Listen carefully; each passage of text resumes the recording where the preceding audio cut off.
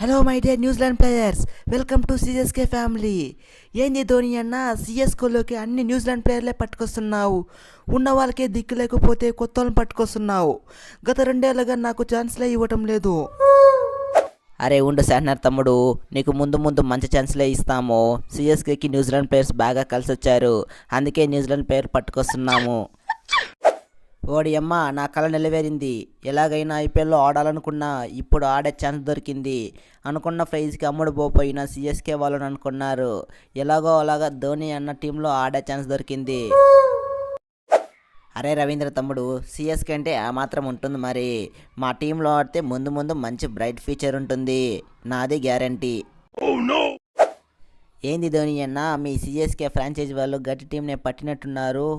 Team మొత్తాన్ని ఆల్రౌండర్తో నింపేసినట్టున్నారు. రవీంద్ర జడేజా, శార్దుల్ ఠాగూర్, శివం Dubey, Darley Mitchell, Santner, ఎటు చూసినా ఆల్రౌండర్లే. అరే లేకపోతే ఏంటి విరాట్ తమ్ముడు, ఈ బ్యాట్స్మెన్ని బౌలర్ని నమ్మితే టీంకి బొక్కే. ఎట్లయినా టీంని గెలిపించేది ఆల్రౌండర్లే, అందుకే అందరినీ ఆల్రౌండర్లు పట్టుకొచ్చాం.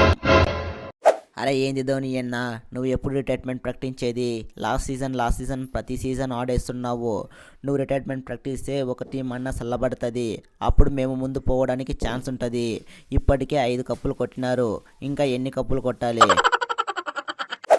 అరే ఉండు విరాట్ తమ్ముడు, నేను రిటైర్మెంట్ ప్రకటిస్తే నా ఫ్యాన్స్ ఏం కావాలి? నేను ఆడేదే 1-2 బాల్లో, ఆ 2 బాల్ ఆడడానికి కూడా నువ్వు రిటైర్మెంట్ ప్రకటిమంటున్నావు. అరే సిఎస్కేకి మొత్తం 5 కప్పులే వచ్చింది, నా జెర్సీ నెంబర్ ఏమో 7 కప్పులు వచ్చేదాకా నేను రిటైర్మెంట్ ప్రకటించను. అరే పెద్ద ప్లానే వేసే ధోని ఎన్నో, నీ జెర్సీ నెంబర్ని కప్పులతో సమానం చేయాలనుకుంటున్నాను. ఫ్రెండ్స్, ఈ వీడియో మీకు నచ్చినట్లయితే తప్పకుండా లైక్ చేసి మన ఛానల్ని సబ్స్క్రైబ్ చేసుకోండి. అలాగే మీరు సిఎస్కే లవర్స్ అయితే తప్పకుండా సిఎస్కే అని కామెంట్ చేయడం మాత్రం మర్చిపోకండి.